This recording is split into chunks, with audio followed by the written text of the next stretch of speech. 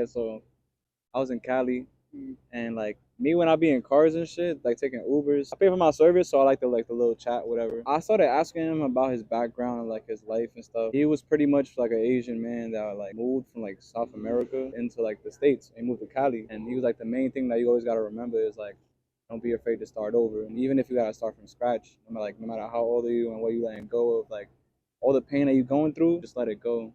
And for me, it was mad strong because it was like a 90-year-old man, you feel me? I don't know, it gave me like the peace that I needed, like the reassurance that I needed.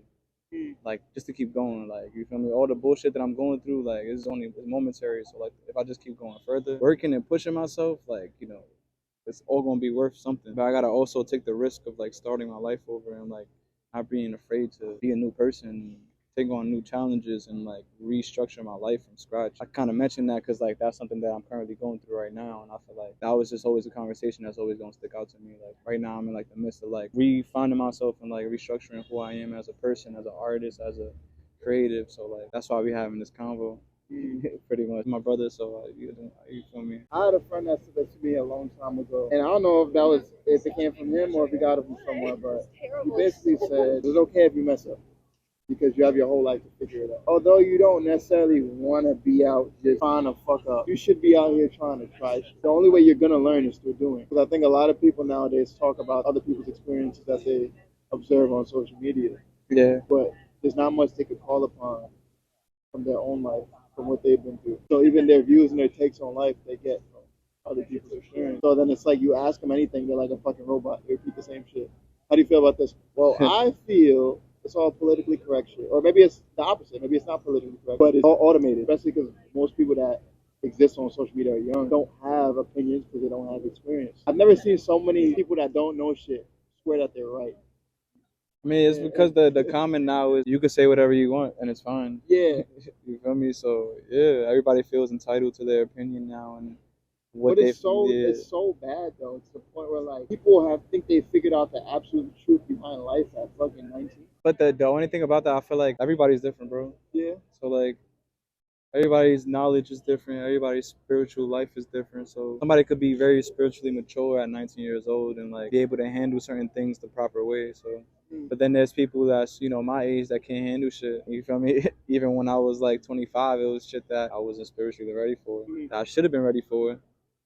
That's why I kind of understand it. I try not to like put too much pressure on like the younger generation, and I feel like that's what our collaborations kind of like help, even though we're not too far away from ages. But it's like we're far enough. Yeah, far enough to where like it's two different crowds and two different types of like people, but there's so much knowledge that we all can share. And yeah, bro.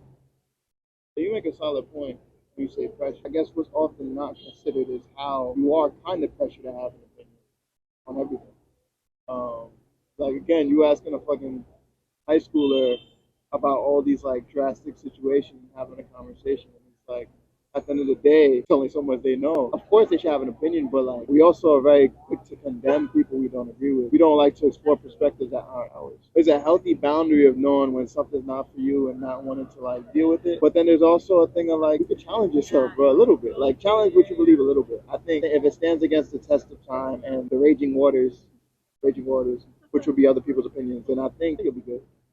I agree. I feel like people just gotta give themselves time to really digest stuff. And I feel like people be kind of quick to make decisions, and I kind of get it because like everybody wants to. In New York, it's kind of like a fast life, and everybody just kind of wants everything to happen quickly. But yeah, bro, I feel you on that, bro.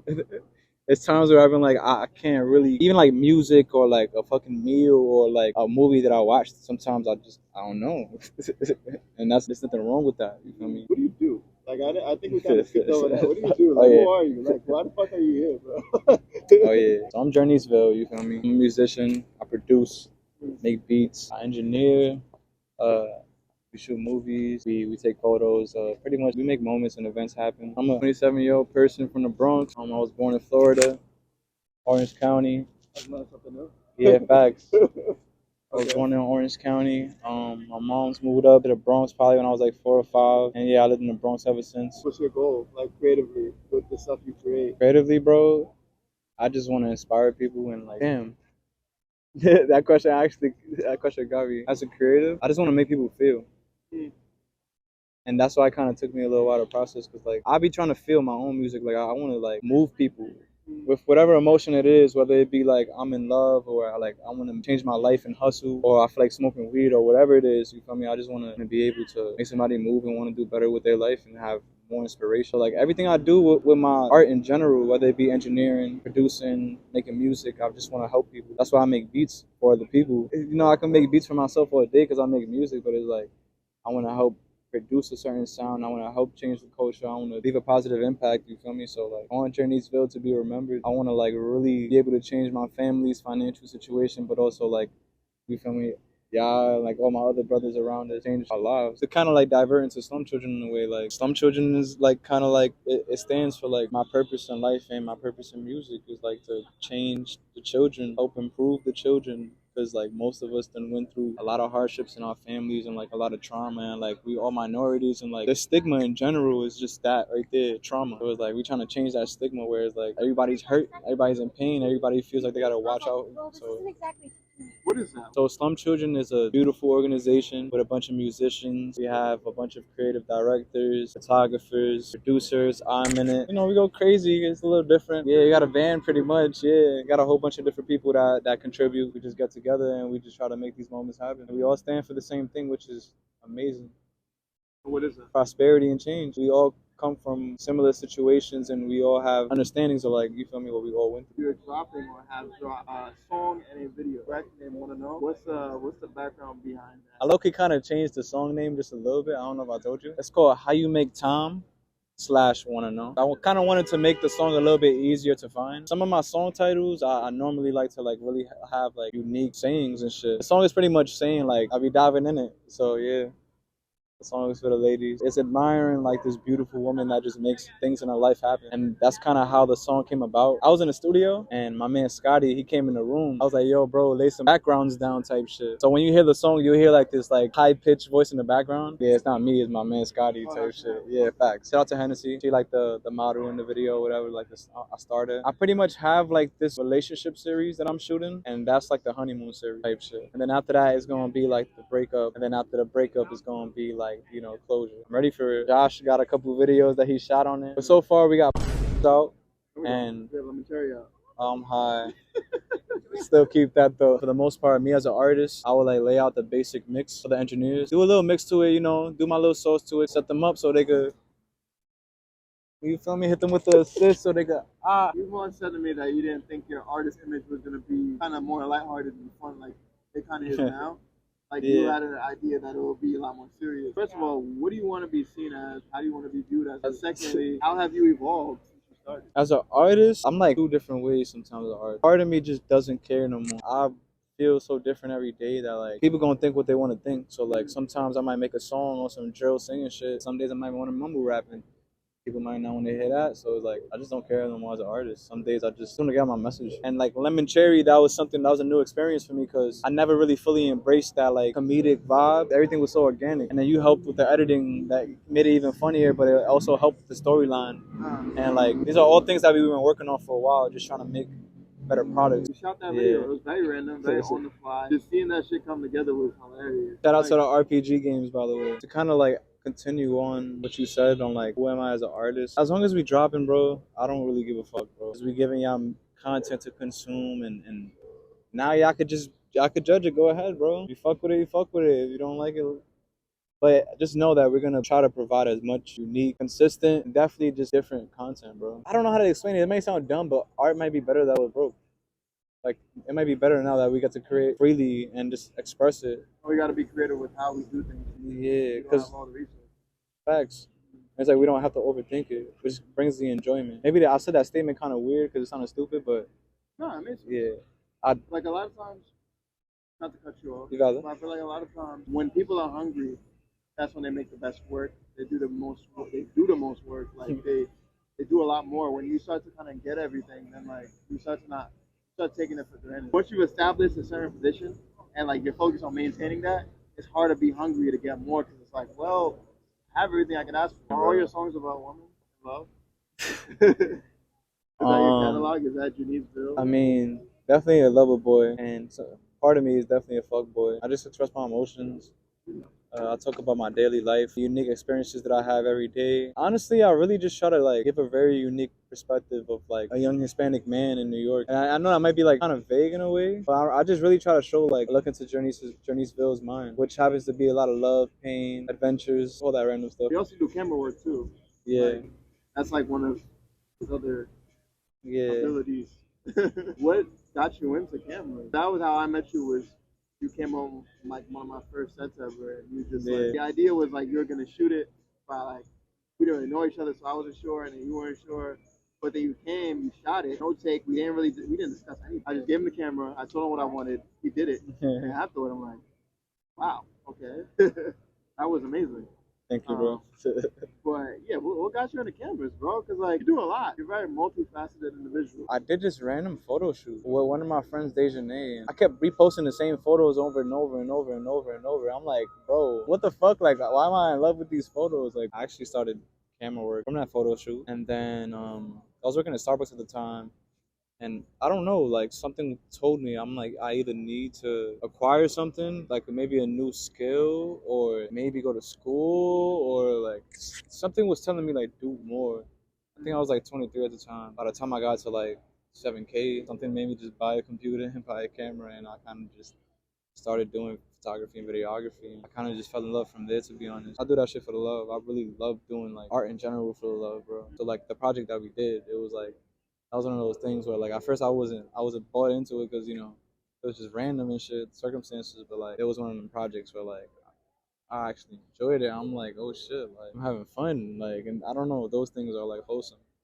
So I don't know, I just appreciate it. Like I appreciate those type of like settings where like sometimes the art might be intimate or it might not be, but it's just like it's appreciated and it's like you know, the love is like shown. Took a lot of like struggles and like learning curves and shit.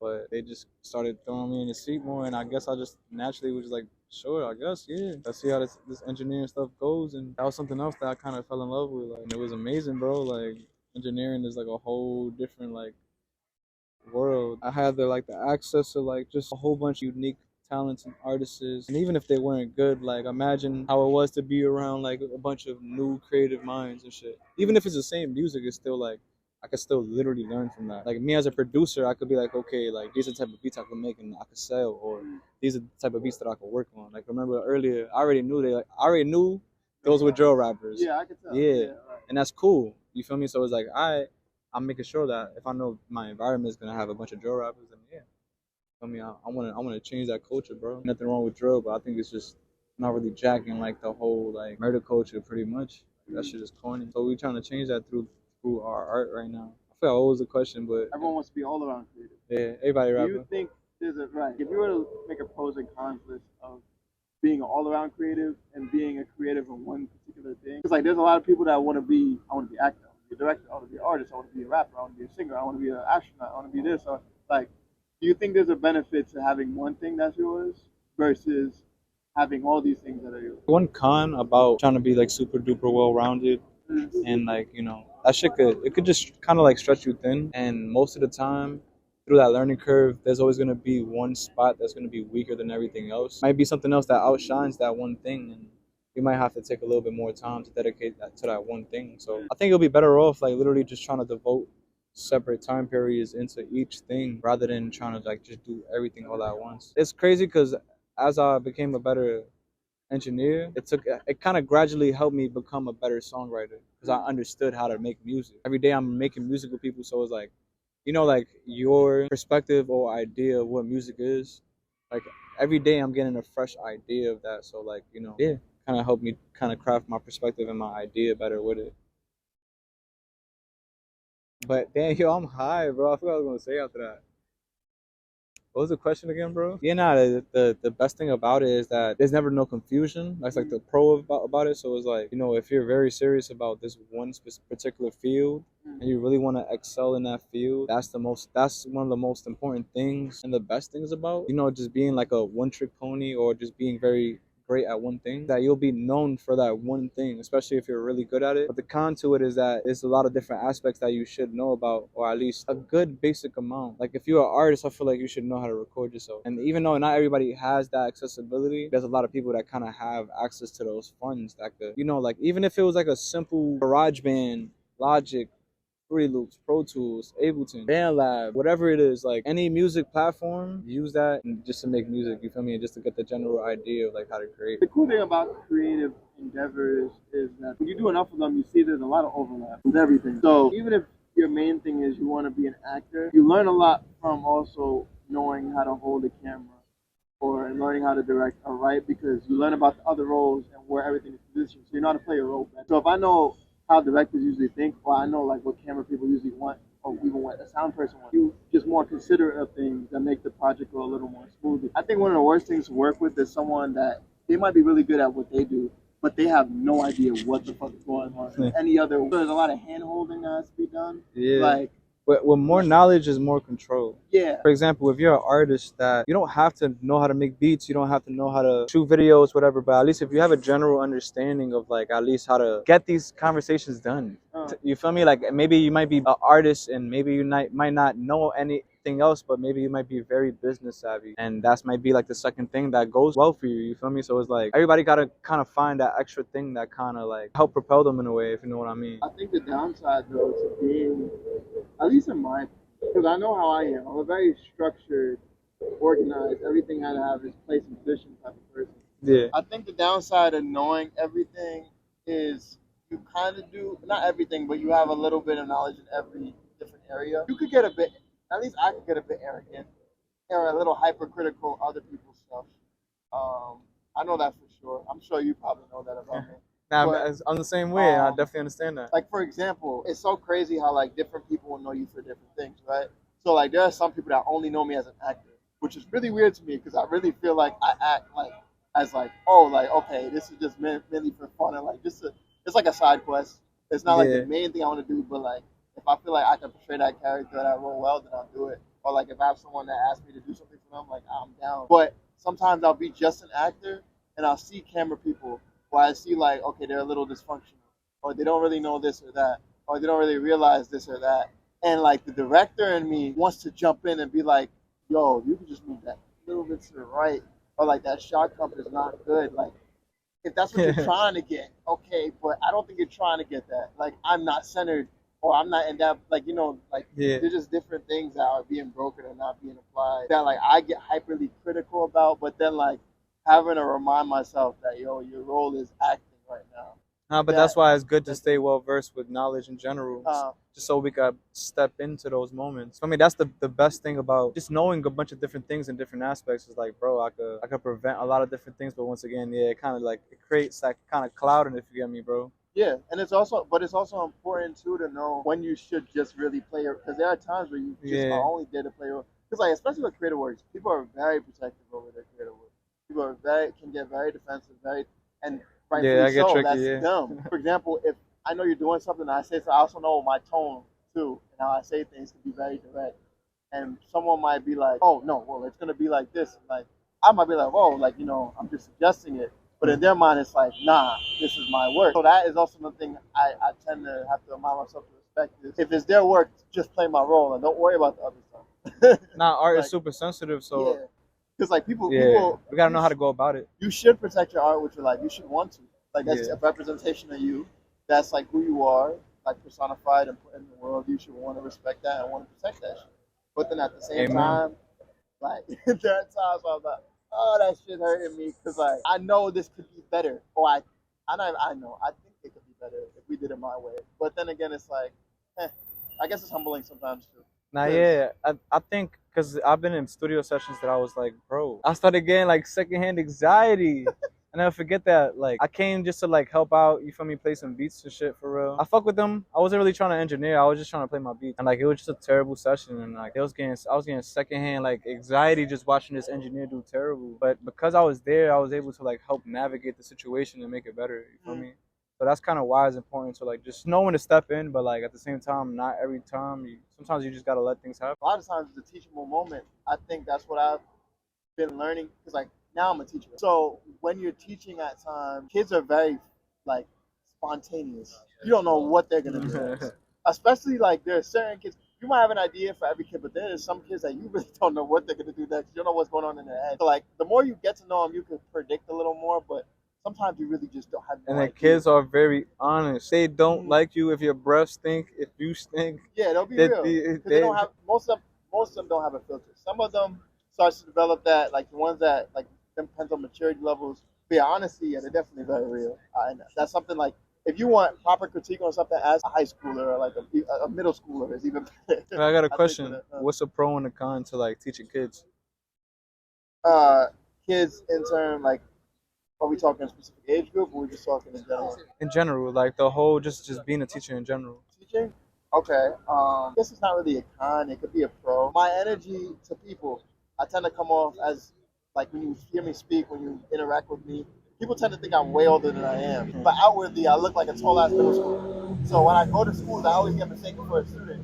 But then there are times where I'm in class, and students sometimes relating could be a little difficult because it's like I don't know if it's like an intimidation thing or like, oh, like he's kind of mature, oh, he speaks like this.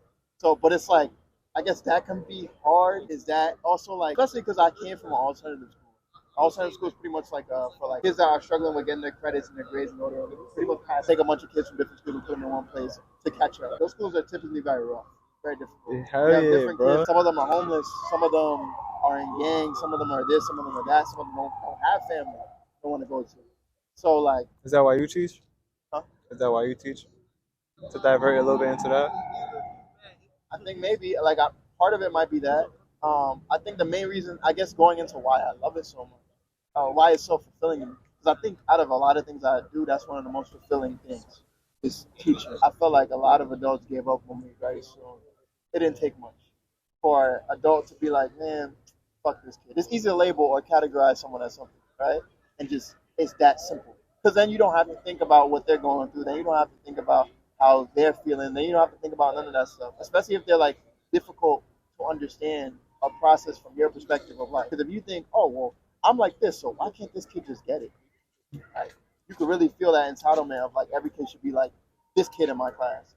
But it's like, nah, every kid is different, and it is very stressful to have to navigate that. Yeah, because everybody needs their like separate attention and separate care. Different needs, different care. Like I think that's what's so fulfilling for me is like it is a lot of work. It's very stressful. Anytime you're dealing with people, it's stressful. So now when you're dealing with high schoolers with all types of different issues and problems, and like or even like middle schoolers, it can be very difficult to navigate. But you know that deep down, or you go in with the intention of like I'm gonna at least try and show up, and that's all that matters. Whether you make the impact, whether you don't, like forget all of that. Just sometimes showing up and being there is enough. And sometimes that's all these kids need is someone to show up and someone not to give up on them. Because like a lot of their trust in adults is low, is not there. It's very easy to have that because you feel like no one understands you. And I know that feeling very well. Kind of like what I was talking about earlier, bro. We definitely in a role. It might not be to a super big scale, but it's literally our community, bro. Right, it's the people that's around us, and that's really important, bro.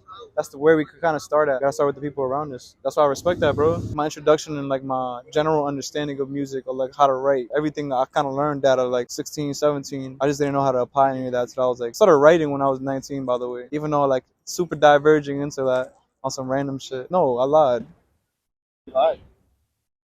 Lying already. I lied. I was wrong. So I was writing music and poems for like a while, but I actually started writing music at 17, like really, really writing it. And then like 18 was like, okay, you know, I think I could do something with this, but I wasn't really like confident in it. I was just like, all right, I'm gonna just keep being consistent with it. It took me mad years of like recording and like failed songs and like never forget, bro. I had like spent 2 years writing every day. That ass from 18 to 20, every single day I was writing to any beat, bro. When I finally got into Starbucks and shit, I started recording more. But when I got into plugs, started recording every day and like really had like, I don't know, like I really learned how to make music. It still amazes me, I ain't gonna lie to you. It took so long. It was so difficult, but it's so rewarding to see how far I came. That's kind of why I mentioned it. Because I have kind of been making music for a while, but for the people that like actually listen to it and, you know, for myself, like, bro, it's like a big drastic change. Remember that song Up the Mud? It was like a rap song I showed you from like one of my early songs. Like, I don't remember yeah. what it was.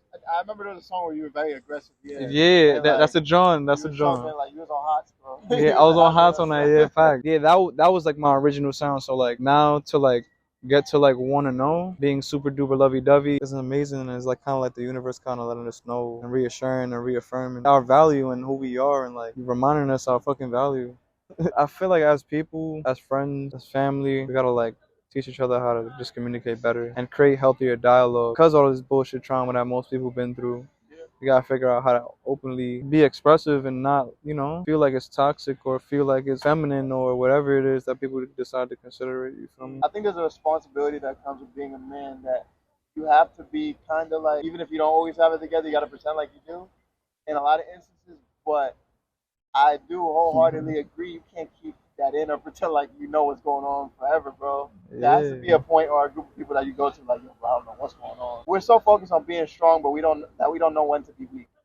Yeah. Most people will consider it weak, but it's just like not saying to cry and shit. But even if you do cry or you do feel like you're overly emotional, it's like, you have to find that healthy support system or whatever it is. Even if it's just you alone, it's like you gotta create a good system for yourself to, to balance yourself and not, cluster your fucking brain with bullshit all the time. Our negative connotations of a lot of words or what wanting to like express things in a certain way because we don't want to be looked at that way. I think people should just practice more patience, bro. A lot of people just want things to come too fast, bro. A lot of things gonna happen naturally, but also like you just gotta work for what you want. The thing with like us creating a healthy floor for people to express themselves, but also like you can't just keep expressing yourself every day. Yeah. Like you gotta actually get up off your ass and like figure figure something out.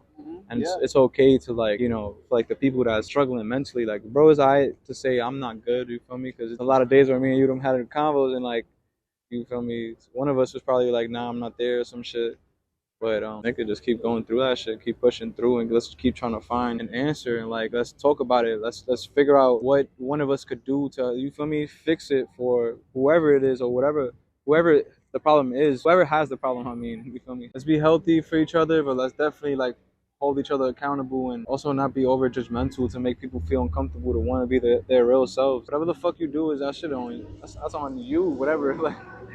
You feel me? Whatever people do, that's on you. But like, don't make people feel like shameful or like want to hide their true self. All of us fall a victim to that sometimes because we're afraid of like what our peers think. But like, let's create that like good dialogue to help each other change our lives. Because a lot of people create friends for like something beneficiary or like for a reason, but it's like I got friends around me because I'm like whoever I have around me, I'm trying to help change their life, or at least I love their energy around me. You feel me? So like trying to bring more positive energy to everybody around me. I know I'm like bouncing off to random, like very random. I don't know. That's how it's supposed to be, bro.